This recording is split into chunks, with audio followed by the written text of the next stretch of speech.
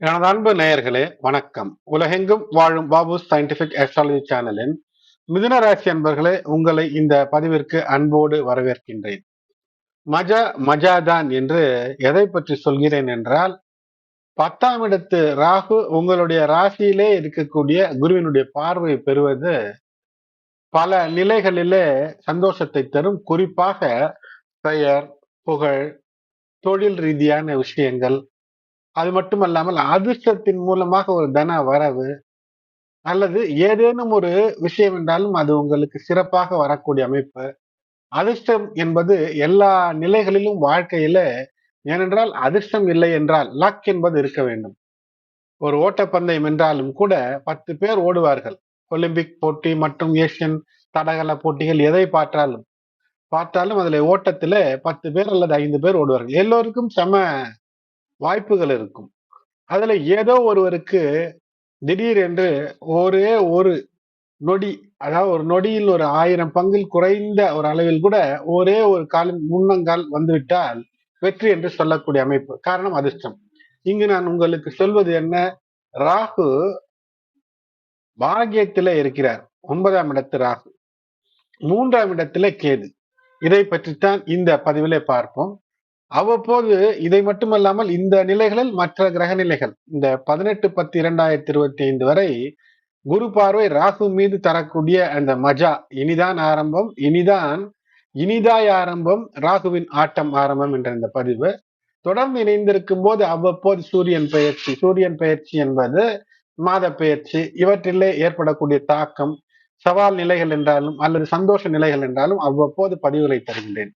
அதனால்தான் அன்போடு வேண்டுவது என்ன? தொடர்ந்து இணைந்திருங்கள், சப்ஸ்கிரைப் செய்யுங்கள். சப்ஸ்கிரைப் செய்வதோடு மட்டுமல்லாமல் பெல் பட்டனை ஆன் செய்திருந்தால் நான் பதிவிடக்கூடிய வீடியோக்கள் பதிவிட்ட உடனேயே உங்களுக்கு நோட்டிபிகேஷனாக வந்து சேரும். அன்பு நேயர்களே, மிதுனராசி அன்பர்களே, எப்போதும் ஒன்றல்ல இன்னொன்று என்று 2 வாய்ப்புகளின் மூலமாக ஒரு தொழிலிலோ வியாபாரத்திலோ வெற்றி பெறுவதற்கான வாய்ப்பை வைத்திருப்பீர்கள். ஆகினால் டியூவல் நேச்சர், எப்படியோ ஒரு வெற்றி என்பது உங்களுக்கு வருவதற்கு பல வாய்ப்புகளை ஆராய்ந்து கொண்டே இருக்கக்கூடியவர்களாக இருப்பவர்கள் தான் மிதுன ராசி. இந்த மிதுன ராசி மண்டலத்திற்குள் செவ்வாயினுடைய நட்சத்திரமான மிருகசீரிடம் 3-4 பாதங்கள், திருவாதிரை நட்சத்திரம், புனர்பூசம் 1-2-3 பாதங்கள். இப்படி இந்த மிதுன ராசி மண்டலமானது கட்டமைக்கப்பட்டிருக்கும். நீதி, நேர்மை, ஒரு கட்டுப்பாடுடன் இருக்க வேண்டும். யாருக்கும் தலை வணங்காமல் உண்மையை உறக்கச் சொல்லி வாழ்வதே சிறப்பு என்று இருக்கக்கூடிய மிதுன ராசிக்கு தொடர்ந்து ஏற்றம் மேல் ஏற்றம் இருக்கும். அவ்வப்போது 7 சனி, அஷ்டம சனி போன்ற விஷயங்களிலே சனி பகவான் அவருடைய வேலை செய்யத்தான் செய்வார். இருந்தாலும் இந்த நிலைகளிலும் உங்களுடைய தரம் தாழாமல் இருந்தால் வெற்றி நிச்சயம். மிதுன ராசிக்கு ஆங்கிலத்திலே ஜெமினி என்று அழைக்கப்படும். மிதுன ராசியின் சின்னமாக ஒரு இரட்டையரைத்தான் வைத்திருப்பார்கள். ஏனென்றால் டியூவல், இரட்டைத்தன்மை. மனம் என்பது இது அல்ல அது என்று குழப்பத்தை ஏதோ ஒன்று தந்து கொண்டிருக்கக்கூடிய சூழ்நிலை இருக்கும். அப்படி இல்லாமல் ஒரே திசை நோக்கி நடக்கும் போது வெற்றி. மிதுன ராசிக்காரர்கள் உங்களுடைய மனமும் உடலும் ஒருங்கிணைந்து எப்போதும் சுறுசுறுப்பாக ஒரு வேலை செய்ய வேண்டும் என்று இருப்பீர்கள்.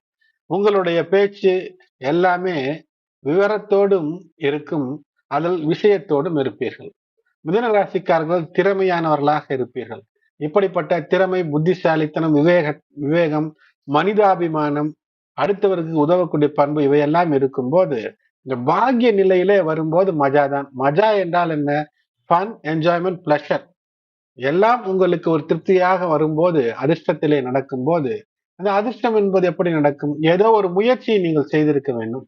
அந்த முயற்சி இது நாள் வரை பலன் தராமல் இருந்திருக்கும். அது இப்போது திடீரென்று ஒரு லாபத்தை தரும். ஆகையினால் தான் மஜா என்று சொல்கின்றேன்.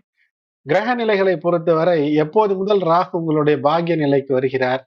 18 மே 2025 ராகுவானவர் பாக்கியஸ்தானத்திற்கு மாற்றம் பெறுகிறார். அதேபோல் குரு பெயர்ச்சியும் இதே சமகாலகட்டத்திலே ஒரு 4 நாட்களுக்கு முன்பு மே 14 நடந்தது. அது உங்களுடைய ராசியிலே குரு எப்போது? அவர் ஒரு சுப தினத்திலே வந்தார். அந்த தினத்தின் சிறப்பு உங்களுக்கு ராசியில் குரு இருந்தாலும் பிரச்சனைகளை குறைத்து நன்மையை தரக்கூடியதாய் அந்த நாள். ஏன் ஒரு வீட்டிற்கு நாள் பார்த்து அந்த ஒரு புது வீட்டிற்கு புதுமனை புகுவிழா நடத்துகிறோம்? காரணம், அந்த நாள் நன்றாக இருந்தால் மற்ற நாள் எப்படியாக இருந்தாலும் வாழ்க்கை இனிமையாக அந்த இல்லத்திலே இல்லறம் அமையும் என்பதுதானே. அதே போல் குரு பகவான் உங்கள் ராசி இல்லறத்திற்குள் வரும்போது, அந்த இல்லத்திற்குள் வரும்போது எப்படி வந்தார்? 14 மே 2025 புதன்கிழமை. பொன் கிடைத்தாலும் புதன் கிடைக்காது என்பார்கள். ஏனென்றால் புதனை கண்ணால் பார்ப்பது வான வீதியிலே அரிது. அதுதான் இரவு 11:20 மணி அளவிலே குரு பகவான் உங்கள் ராசியை அடைந்தார். இப்போது உங்கள் ராசியில் தான் பெயர்ச்சி நிகழக்கூடிய விஸ்வாவசு வருடத்துல சித்திரை மாதம் 31ஆம் நாள் கிருஷ்ணபட்ச திதியை திதி என்று கேட்டை நட்சத்திரம் சிவம் நாம யோகத்தில கரசை நாமகரணத்தில் நேத்திரம் ஜீவன் நிறைந்த ஒரு நன்னாள் சித்த யோகம் கூடிய சுபதனத்திலே குரு உங்கள் ராசிக்கு பெயர்ச்சி. இது ஒரு சிறப்பான ஒரு விஷயம். குரு பகவான் உங்களுடைய ராசியில இருந்து தரக்கூடிய அந்த குரு பகவான் சப்தம ஜீவனாதிபதியாக உங்களுக்கு வருகிறார். 7ஆம் இடத்திற்கு அதிபதி, 9ஆம் இடத்திற்கு ஜீவனாத 10ஆம் இடத்திற்கு அதிபதி ராசியிலே வந்து அமர்ந்து அவர் பார்வை பலம் என்பது கோடி வரத்தை தரும். அப்படிப்பட்ட விஷயம் என்பது பூர்வ புண்ணிய நிலைகளிலே குருவினுடைய பார்வை. 7ஆம் இடத்திலே குருவினுடைய பார்வை. குழந்தைகளின் வழி ஏதேனும் சிக்கல் இருந்தால் அதிலே இப்போது ஒரு மாற்றம், ஒரு ஏற்றம். 7ஆம் இடம் பார்வை, அதிலும் சிறப்புத்தான். மிதுன ராசிக்காரர்களுக்கு குரு பகவான் சப்தம ஜீவனாதிபதி. இவர் உங்களுடைய ராசியிலேயே இருந்து பார்வை பலம் செலுத்துவது 5, 7, 9. இந்த 9ஆம் பார்வை என்பது குருவிற்கு பாக்கியத்தை, அதிர்ஷ்டத்தை அள்ளித்தரக்கூடிய ஒரு அற்புத பார்வை 9ஆம் இடத்திலேயே. இதன் காரணமாக இந்த உங்களுடைய ராசியின் பாக்கிய வீடு பன்மடங்கு சிறப்புகளை பெறும். அதிர்ஷ்டம், எதிர்பார்க்கும் நிலையிலிருந்து பணம் வரும், எதிர்பார்க்காத பணமும் வரும். ஒரு வேலையில இருக்கிறீர்கள் என்றால் எப்போது அகப்படுவான், கண்ணி வெடி வைக்கலாம் என்று அந்த நிலைகள் மாறும். சீட்டிற்கு அடியிலே சிறிதளவு குண்டு ஊசியாவது வைத்து குத்தி சந்தோஷப்படுவார்கள், குத்த வைத்து. அப்படிப்பட்ட நிலை எல்லாம் மாறும். அரசியலில் இருக்கிறீர்கள் என்றால் கோஷ்டி பூசல் இருக்கிறது என்றால் கோஷ்டி பூசல் இல்லாத அரசியலே இல்லை. ஆகினாலே அப்படிப்பட்ட கோஷ்டி பூசலுக்குள் சிக்காமல் சீர்மிகு தலைவராக சிறப்பு பெறக்கூடிய அமைப்பை இது தரும். இதை பயன்படுத்திக் கொள்ளுங்கள். சரி, எல்லோரும் அரசியலா இருக்கிறோம் என்று நீங்கள் யோசிக்கலாம். பணம் சற்று நீங்கள் முயற்சி செய்த நிலைகளிலிருந்து வரும். இந்த காலகட்டத்திலே மிதுன ராசிக்காரர்கள் சிறிதளவு அலைச்சல் இருந்தாலும் எடுத்த காரியத்திலே வெற்றி, உழைப்பிற்கு 1க்கு 2ஆக அந்த தனலாபம், பணலாபம், மன நிம்மதி என்பது இருக்கும். சிலர் புதிய வீடு, புதிய வாகனங்கள் வாங்கக்கூடிய அமைப்பு என்பது இருக்கும். எது முடியாது என்று மற்றவர்களாலோ அல்லது உங்களாலேயே கைவிடப்பட்ட வேலைகள், எடுத்து வைத்து விட்ட வேலைகளை எல்லாம் எடுத்து அதை சீரான முறையிலே அதை தொடுத்து திறமையோடு உங்கள் திறமையை வெளிப்படுத்தி முடித்து காட்டி முன்னேற்ற சிந்தனையை என்பது அற்புத தனலாபத்தை பெற்றுவிடக்கூடிய அமைப்பு. உங்களுடைய பார்ட்னர்கள், நீண்ட நெடுநாட்களாக இருக்கக்கூடிய நண்பர்கள், ஒதுங்கி இருந்தவர்கள் எல்லாம் ஓரளவுக்கு இனி இணைந்து உங்களுக்கு ஏதோ ஒரு உதவி தரக்கூடிய அமைப்பு. உங்களை மற்றவர்கள் இப்போது சந்தித்து ஏதேனும் உதவி கேட்கக்கூடிய சூழ்நிலை ஏற்படும். வெளியூர், வெளிநாடு சாதகமாக இருக்கும். வெளிநாட்டில் சென்று உத்தியோகம், வேலை என்றிருந்தால் வெற்றிக்கான வாய்ப்பு இருக்கும். மாணவர்கள் கல்விக்காக வெளியூர்ல சென்று அந்த கல்வியிலும் அங்கு ஏதேனும் ஒரு ஸ்டைஃபண்ட், மாதம் ஒரு பணம், உங்கள் செலவை விட அதிகமாகவே பணம் வரக்கூடிய வாய்ப்பையும் இந்த கிரகணில ஏற்படுத்தும். அதே போல் பயணங்களின் மூலமாக ஆதாயங்கள் ஏற்படும். அரசு அனுகூலங்கள் ஏற்படும். கவனம் என்ன? அதிர்ஷ்டம் இருக்கிறது என்று சொல்லி ஆசை இருக்கலாம், பேராசையாக மாற்றிக்கொள்ளக்கூடாது. ஒரு 10 ரூபாய், 100 ரூபாய்க்கு லாட்டரி டிக்கெட் வாங்கினால் லட்சம் ரூபாய், கோடி ரூபாய் அடிக்கும் என்று ஒரு எண்ணம் இருப்பது, அது இன்று பல ஊர்களிலே சட்டம். தமிழகத்திலே தான் லாட்டரி டிக்கெட் சட்டம் இல்லை, சட்டபூர்வமானது கிடையாது. அதற்காக ஒரு 100 ரூபாய்க்கு வாங்குவதை விட்டுவிட்டு லட்சம் ரூபாய்க்கு மொத்த லாட்டரி டிக்கெட்டையே வாங்கி நானே யோசிக்கிறேன் என்று அப்படி செய்தால் பேராசையின் காரணமாக எந்த ஒரு நிலை எழுந்தாலும் சிக்கலை தரும். ஏனென்றால் முயற்சிகளிலே சாத்வீகம் இருக்க வேண்டும். தீவிரம் இருக்கலாம், சாத்வீகம் இருக்க வேண்டும், சட்டத்தின்படி இருக்க வேண்டும்.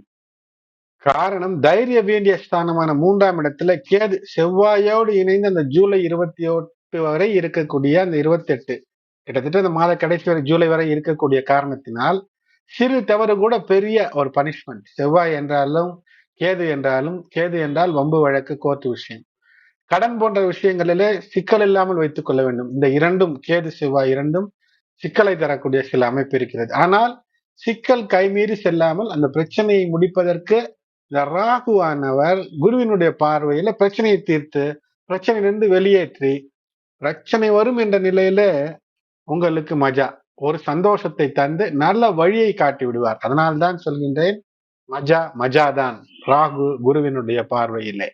உடல் நலத்தின் மீது சற்று கூடுதல் அக்கறை தேவை. இந்த பதிவு உங்களுக்கு பயனுள்ளதாக இருக்கிறது என்றால் லைக் செய்யுங்கள். இதுவரை சப்ஸ்கிரைப் செய்யாதவர்கள் சப்ஸ்கிரைப் செய்து இணைந்து பெல் பட்டன் நோட்டிபிகேஷன் பட்டனை ஆன் செய்து நான் பதிவிடும் வீடியோக்கள் உங்களை உடனடியாக வந்து சேரும்படி செய்து கொள்ளுங்கள். அன்பு நேயர்களே, உங்களுடைய ஆதரவு இன்றியமையாதது. நன்றி.